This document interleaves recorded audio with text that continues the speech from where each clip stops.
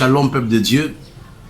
Je vous prie de baisser la tête là où vous êtes pour qu'ensemble, nous puissions recommander cette classe à la grâce de Dieu.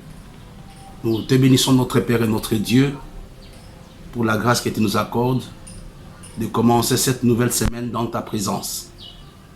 Nous te sommes reconnaissants pour la grâce que tu nous donnes de pouvoir être en bonne santé ce matin et de pouvoir partager ta parole. Dans ton nom, nous avons prié avec les actions de grâce. Amen.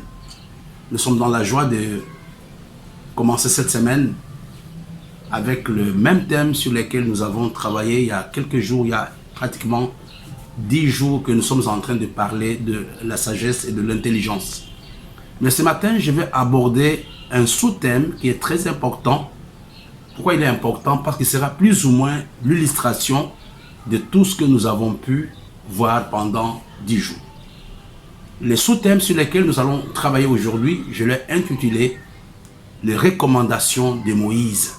Les recommandations de Moïse. Vous allez comprendre pourquoi j'ai choisi Moïse. Vous allez comprendre que la vie de Moïse, ou bien Moïse, a été le leader qui a beaucoup influencé la vie d'Israël. Son impact était parti au-delà même d'Israël. On va prendre un texte dans le livre de Deutéronome, au chapitre 1, à partir du verset 11, jusqu'au verset 13 d'abord. La Bible nous dit que l'Éternel, le Dieu de vos pères, vous augmente 1000 fois, autant qu'il vous bénisse comme il vous l'a promis. Comment porterai-je à moi seul votre charge, votre fardeau et vos contestations? Le verset 13 qui nous intéresse.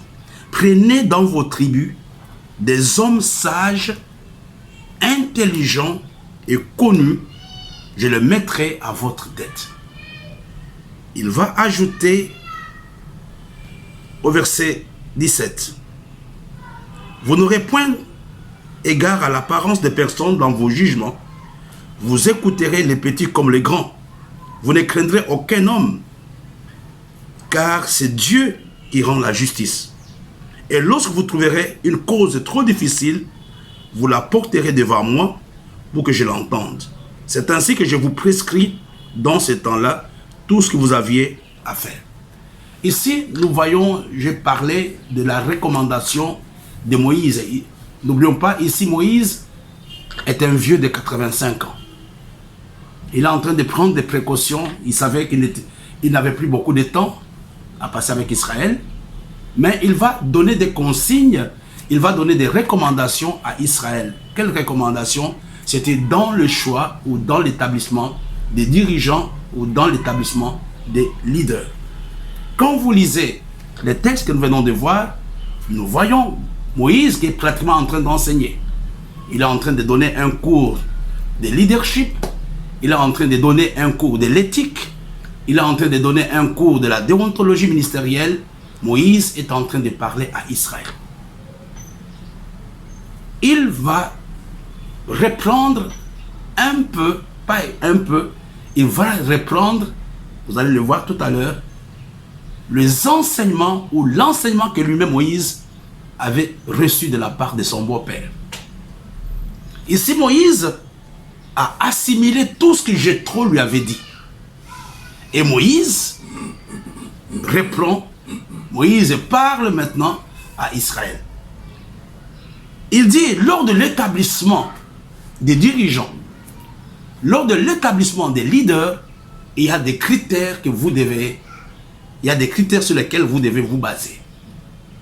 Et parmi les critères, Moïse donne 3 grands critères. Il dit, la première chose, prenez des hommes sages. C'est le verset 13. Prenez dans vos tribus des hommes sages. Il n'a pas dit de prendre tout le monde. Il n'a pas dit de prendre les riches. Il n'a pas dit de prendre les gens qui parlent bien. Mais il dit prenez des hommes sages.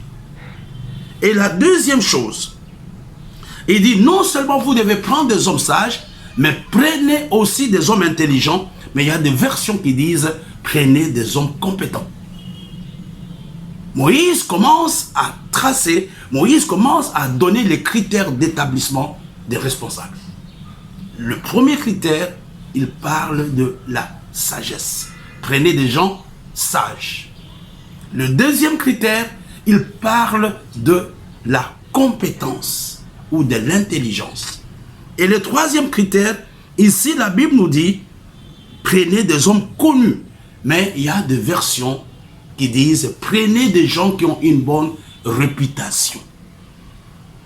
Non seulement des gens qui sont sages, des gens compétents, mais prenez aussi des gens qui ont une bonne réputation, des gens qui ont fait des gens qui ont une certaine maturité.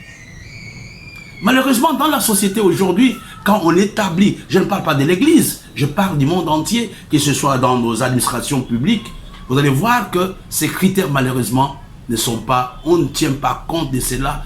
On va faire allusion au tribalisme, on va faire allusion à l'engagement politique ou dans les partis politiques, mais on ne tient plus compte de la sagesse, de la compétence et de la bonne réputation. Et la raison pour laquelle nous avons des administrations qui ne tournent pas, on prend peut-être son grand-père ou son oncle qui n'a pas étudié, on va les faire directeur de cabinet, etc., etc. Mais Moïse dit tout simplement, quand vous voulez établir des gens, il y a trois choses que vous devez prendre en compte. La première chose, tenez compte de la sagesse de cet homme. La deuxième, prenez compte, regardez si la personne est compétente, si la personne a le savoir-faire pour le domaine dans lequel il est établi. Et la troisième chose, il parle de la bonne réputation. Il parle de la moralité. Il parle de la maturité. Il parle de l'expérience.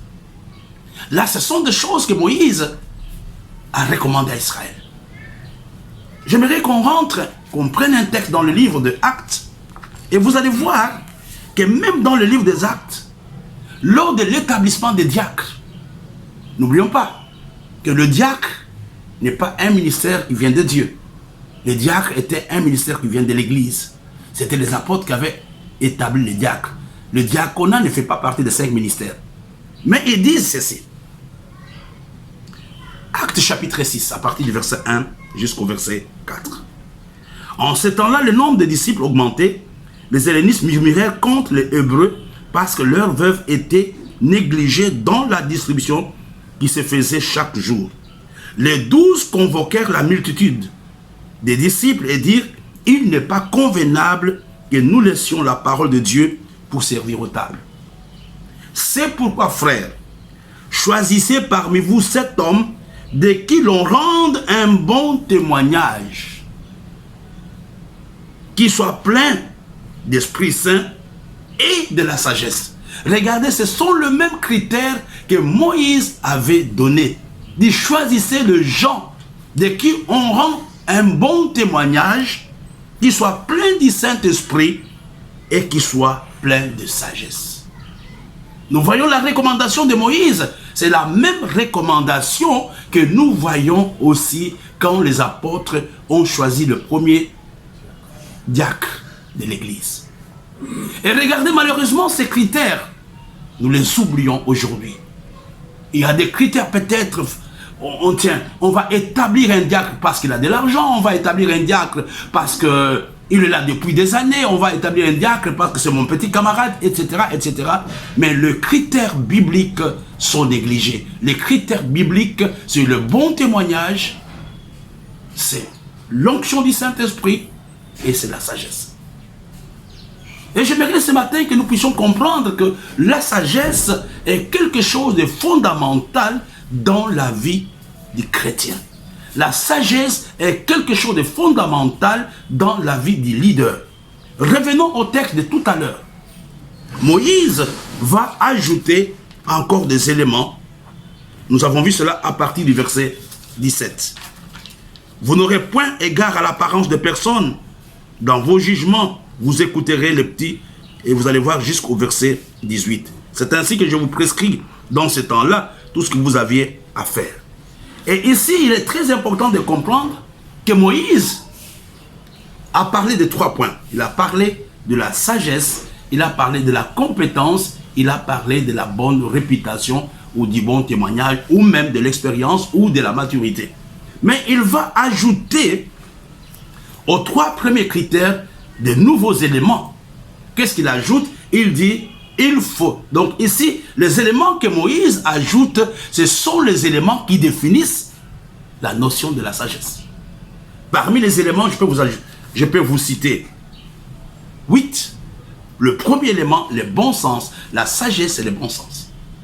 Le deuxième élément, la sagesse, c'est la justice, comme nous l'avons vu le samedi. La sagesse, c'est l'équité. La sagesse, c'est la droiture. La sagesse, c'est le discernement. La sagesse, c'est la connaissance. La sagesse, c'est la réflexion. Et aussi, la sagesse, c'est la prudence.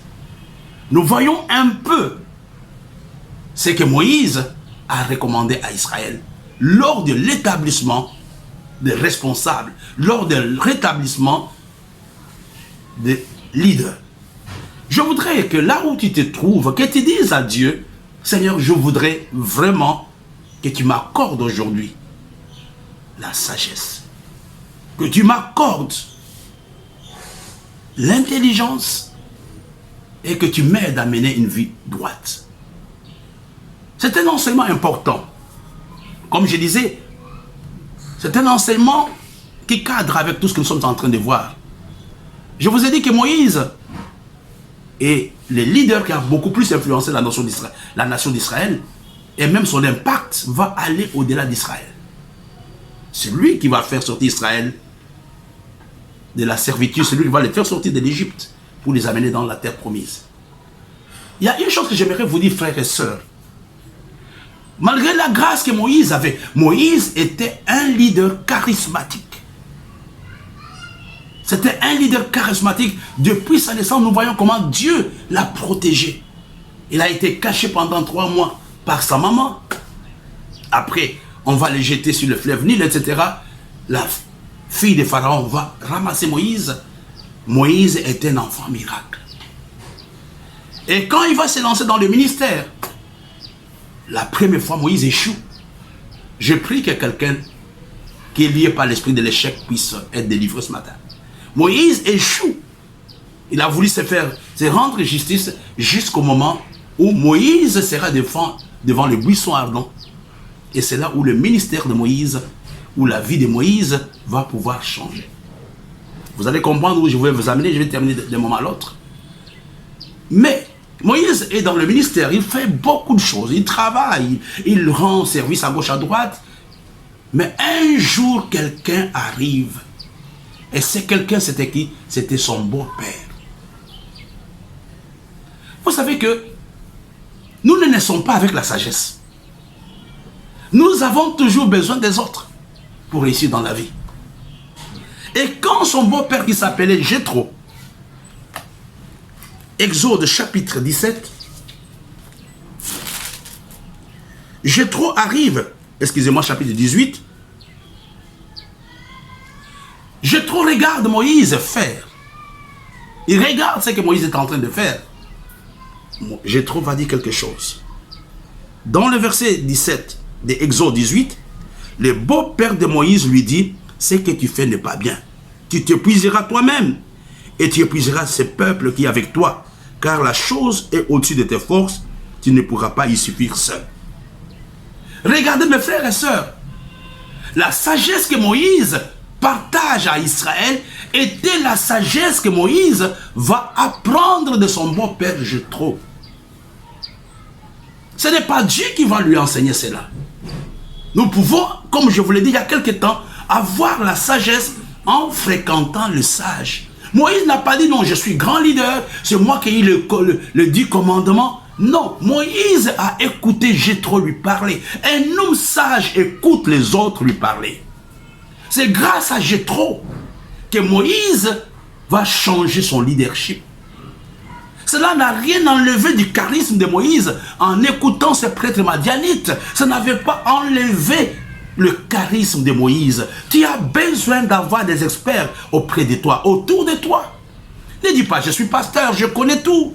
Ne dis pas, je suis riche, je connais tout. Moïse a écouté Jéthro. Et la recommandation que Moïse donne à Israël était les paroles que Moïse avait apprises de son beau-père Jéthro. Jéthro signifie abondance. Et d'ailleurs, les gens disent que ce n'était pas son vrai nom. C'était un qualificatif. C'était un sobriquet qu'on avait donné à Jéthro. Son véritable nom, c'est dans le livre de Nombres, chapitre 10, verset 29, c'est Ruel, qui signifie ami de Dieu. Et vous comprenez, aujourd'hui, nous pouvons avoir la sagesse en fréquentant les amis de Dieu, les gens qui ont la pensée de Dieu. Quel que soit le rang que nous avons besoin d'avoir les gens qui ont la pensée de Dieu pour nous aider à faire. Je vais m'arrêter par là ce matin. Je vais parler de la recommandation de Moïse. Moïse a dit, pour établir les gens, tu as besoin des hommes qui sont sages, des hommes qui sont compétents, les gens qui ont la bonne réputation. Et il a ajouté un complément d'information. Et Moïse, pourquoi il donne les conseils? Parce qu'il savait qu'il n'avait plus beaucoup de temps. Parce que Moïse, ici, quand il parle, souvent nous ne lisons pas très bien, on pense qu'il avait 15 ans. Moïse, c'était déjà un vieillard qui a 85 ans. Il dit, écoutez, je ne peux pas faire tout ça seul. Ce matin, je voudrais que là où nous sommes, que nous puissions dire à Dieu, Seigneur, donne-moi la sagesse, donne-moi l'intelligence et fais-moi la grâce d'avoir un bon témoignage. Avant de nous séparer, je voudrais juste vous rappeler, il y a beaucoup d'actions qui m'ont été posées au sujet des livres que j'avais promis de produire. Donc j'aimerais vous dire que ces livres seront disponibles d'ici la fin du mois. Nous nous battons pour les dernières mises au point. Donc au temps de la détresse, c'est ça le thème, c'est ça le titre de ces livres. Mais j'aimerais vous encourager à, si Dieu vous met à cœur de contribuer pour que les livres soient édités, prière de voir les adresses qui sont en dessous de votre écran. Donc vous pouvez me préfacer, donc je vous encourage vraiment à nous donner un coup de main pour que ces livres soient disponibles. Nous nous battons, toute l'équipe de la rédaction, toute l'équipe technique, nous nous battons pour que les livres soient disponibles par la grâce de Dieu le dernier week-end du mois d'août. Que Dieu vous bénisse. Nous allons nous revoir jeudi. You make my life feel brand new. Jesus, you love me too much, oh, too much, oh, too much, oh, excess love, oh.